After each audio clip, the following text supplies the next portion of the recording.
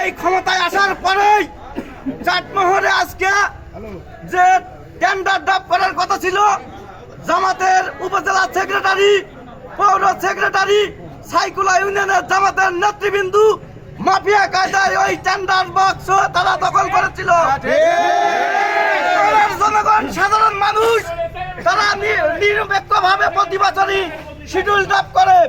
আজ যখন জামাত এই টেন্ডার বাজি চাঁদাবাজি করতে চেয়েছিল, সাধারণ জনগণ সেটা প্রতিবাদ করেছে। প্রতিবাদ করবে বন্ধুগণ আমার। বন্ধুগণ আমার, আপনারা জানেন এই জামাতের এমপি আলী আসগার সাহেব তিনি চাটমোহরে এসে জামাতকে টেন্ডার বাজি দেওয়ার লাইসেন্স দিয়ে গেছে। ছাত্র দলের পক্ষ থেকে বলে দিতে চাই, তাই আমি ছাত্র দলের পক্ষ থেকে জামাতের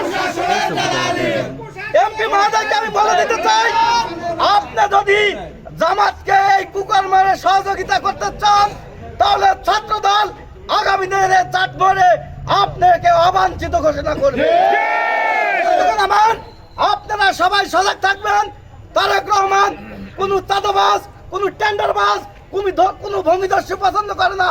তাই আমরা সাধারণ জনগণের পাশে আছি এবং থাকবো, এই বলে আমি আমার কথা শেষ করছি। আল্লাহ হাফেজ।